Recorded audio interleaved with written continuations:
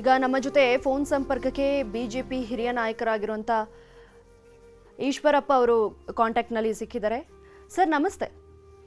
ನಮಸ್ತೆ. ನಮಸ್ತೆ sir, SM. Krishna ಅವರ ನೆನಪು ನೀವು ಏನಂತ ಹೇಳಕ್ ಬಯಸ್ತೀರಾ ಸರ್ ಇವತ್ತಿನ ಪರಿಸ್ಥಿತಿನ ಗಮನಿಸ್ತಾ ಹೋದಾಗ? ಎಸ್.ಎಂ. ಕೃಷ್ಣರವರು ಇವತ್ತು ತೀರ್ಕೊಂಡಿದ್ದಾರೆ ಅಂತ ಕೇಳಿ ತುಂಬಾ ದುಃಖ ಆಯ್ತು. ಯಾಕೆಂತಂದ್ರೆ ನಮ್ಮ ರಾಷ್ಟ್ರದಲ್ಲಿ ಒಬ್ಬ ಮುತ್ಸುದ್ದಿ ರಾಜಕಾರಣಿ, ಬಹಳ ದೊಡ್ಡ ಚಿಂತಕರು, ದೇಶದ ಬಗ್ಗೆ ಅನೇಕ ಬಾರಿ ಚರ್ಚೆ ಮಾಡಿ ಮಾಡಿ ಮಾಡಿ ಮಾಡಿ ಈ ದೇಶದ ಪರಿಸ್ಥಿತಿ ವಿಚಿತ್ರವಾಗ್ತಾ ಇದೆ ಅನ್ನೋದು ಚಿಂತನೆ ಮಾಡಿ ಅನೇಕ ಹುದ್ದೆಗಳನ್ನ ಅನುಭವಿಸಿದಂತ ಒಬ್ಬ ಮುತ್ಸುದ್ದಿ ರಾಜಕಾರಣಿ ಕೊನೆಗೆ ರಾಷ್ಟ್ರೀಯತೆ ಬಗ್ಗೆ ತಾನು ಗಮನ ಹರಿಸ್ಬೇಕು, ತಾನು ಕೂಡ ಅದಕ್ಕೆ ಕೆಲಸ ಮಾಡಬೇಕು ಅಂತೇಳಿ ಭಾರತೀಯ ಜನತಾ ಪಾರ್ಟಿಯನ್ನು ಬಂದು ಸೇರ್ಕೊಂಡ್ರು. ಅವರು ಎಸ್.ಎಂ. ಕೃಷ್ಣರವರು ಸಭಾಧ್ಯಕ್ಷರಾದಂತ ಸಂದರ್ಭದಲ್ಲಿ ನಾನು ಶಾಸಕನಾಗಿದ್ದೆ. ನಾನು ಅವ್ರ ಹತ್ರ ಹೋಗಿ ಭೇಟಿ ಮಾಡ್ತಾ ಇರೋಂಥ ಸಂದರ್ಭದಲ್ಲಿ ಬೆಂತಟ್ಟು ಹೇಳ್ತಾ ಇದ್ರು, ಏನು ಚಿಂತೆ ಮಾಡ್ಬಿಡಪ್ಪ, ಬೇರೆ ಹಿರಿಯರು ಏನೇನ್ ಕೆಲಸ ಮಾಡ್ತಾರೆ, ಏನೇನ್ ಮಾತಾಡ್ತಾರೆ ಅದನ್ನ ಕಲ್ತುಕೋ, ಆ ಪ್ರಕಾರ ನಿಧಾನಕ್ಕೆ ನೀನು ಅಭಿವೃದ್ಧಿ ಆಗ್ತೀಯಾ, ಆ ದಿಕ್ಕಲ್ಲಿ ನೀನ್ ಕೆಲಸ ಮಾಡ್ತಾ ಹೋಗು ಅಂತೇಳಿ ನಾನು ಕಿರಿಯನಾದಂತ ಸಂದರ್ಭದಲ್ಲಿ ಮೊದಲನೇ ಬಾರಿ ನಾನು ಶಾಸಕನಾದಾಗ ಅವ್ರು ಕಾಂಗ್ರೆಸ್ ಆ ಸಂದರ್ಭದಲ್ಲಿ, ನಾನು ಭಾರತೀಯ ಜನತಾ ಪಾರ್ಟಿ ಆ ಸಂದರ್ಭದಲ್ಲಿ. ಆದ್ರೆ ಪಕ್ಷ ನೋಡ್ದೇನೆ ನನಗೆ ಒಂದ್ ರೀತಿ ಮಾರ್ಗದರ್ಶಕರಾಗಿ ಅವ್ರು ಕೆಲಸ ಮಾಡಿದ್ದನ್ನ ನನ್ನ ಜೀವನದಲ್ಲಿ ನಾನು ಮರೆಯಲ್ಲ. ಅವ್ರು ಹೇಳದಂತ ಸಂದರ್ಭ ನನ್ನ ನಿಜಕ್ಕೂ ನಂಗೆ ಆಶ್ಚರ್ಯ ಆಯ್ತು. ನಾನು 4 ಜನ MLA ಇದ್ದಂತ ಸಂದರ್ಭ, ಅವ್ರು ಮಾರ್ಗದರ್ಶನ ಮಾಡಿದಂತ ಸಂದರ್ಭದಲ್ಲಿ ಅವತ್ತು ಹೋಗಿ ಕೇಳ್ತಾ ಇದ್ದೆ ನಾನು, ಸರ್ ನಾನು ಯಾವ ವಿಚಾರದಲ್ಲಿ ಮಾತಾಡ್ಬೇಕು, ದಯವಿಟ್ಟು ಅವಕಾಶ ಕೊಡಿ ಅಂತ. ಅವರೇ ಹೇಳ್ಕೊಡೋರು, ಇಂಥ ವಿಚಾರದಲ್ಲಿ ನೀವು 0 ಅವರಲ್ಲಿ ನೀನು ಹಾಕು, ನೀನ್ ಕ್ವಶನ್ ಹಿಂಗೆ ಈ ರೀತಿ ಹಾಕು. ಒಬ್ಬ ಪಕ್ಷಾತೀತ ನಾಯಕ, ರಾಷ್ಟ್ರೀಯ ನಾಯಕ ಅನ್ನೋದ್ರಲ್ಲಿ ಯಾವ ಅನುಮಾನನೇ ಇಲ್ಲ.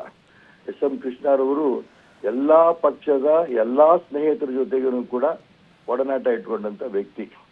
ಅವರು ಭಾರತೀಯ ಜನತಾ ಪಾರ್ಟಿ ಬಂದಂತ ಸಂದರ್ಭದಲ್ಲಿ ಎಷ್ಟು ಸಂತೋಷ ನನ್ಗಾಯ್ತು ಅಂತಂದ್ರೆ, ದೂರ ಇದ್ದಂತ ಮನೆ ತಂದೆ ಮನೆ ಒಳಗೆ ಬಂದ್ರೇನೋ, ನನ್ನ ಹತ್ರ ಬಂದ್ರೇನೋ ಅನ್ನೋಷ್ಟು ಸಂತೋಷ ನನಗಾಗಿತ್ತು.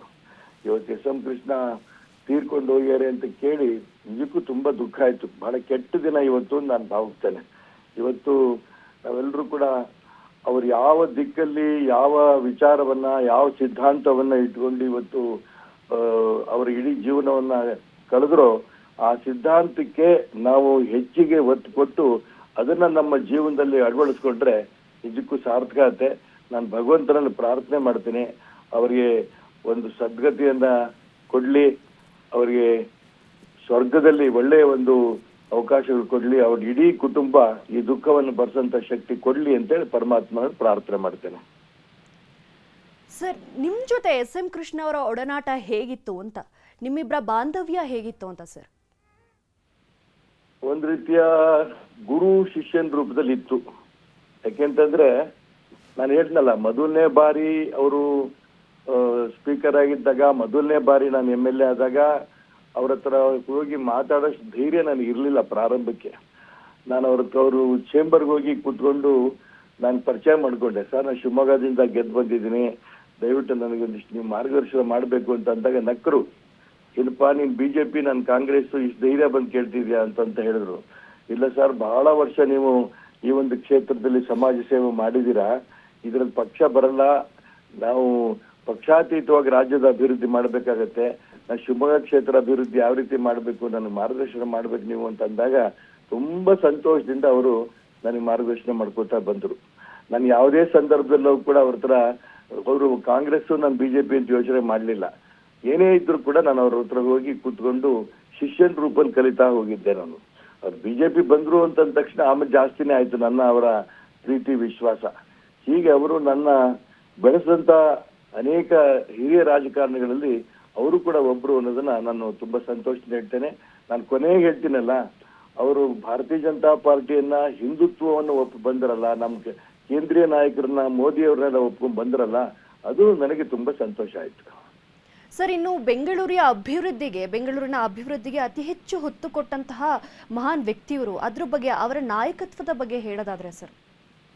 ಬರೀ ಬೆಂಗಳೂರಲ್ಲಮ್ಮ, ನಾನು ಹೇಳ್ತೀನಲ್ಲ, ಶಿವಮೊಗ್ಗದ ವಿಚಾರಕ್ಕಿರ್ಬೋದು, ಯಾವುದೇ ವಿಚಾರಕ್ಕೆ ನಮ್ಮ ಶಾಸಕರು ಅವರು ಮುಖ್ಯಮಂತ್ರಿ ಆದಂತ ಸಂದರ್ಭದಲ್ಲಾಗ್ಲಿ, ಅವರು ಉಪಮುಖ್ಯಮಂತ್ರಿ ಆದಂತ ಸಂದರ್ಭದಲ್ಲಿ ಆಗ್ಲಿ, ಅವ್ರ ಸ್ಪೀಕರ್ ಆದಂತ ಸಂದರ್ಭದಲ್ಲಾಗ್ಲಿ, ಯಾರೇ ಅವ್ರ ಹತ್ರ ಹೋದ್ರು ಕೂಡ ಇಲ್ಲ ಅನ್ನಂತ ವ್ಯಕ್ತಿ ಅಲ್ಲೇ ಅಲ್ಲ.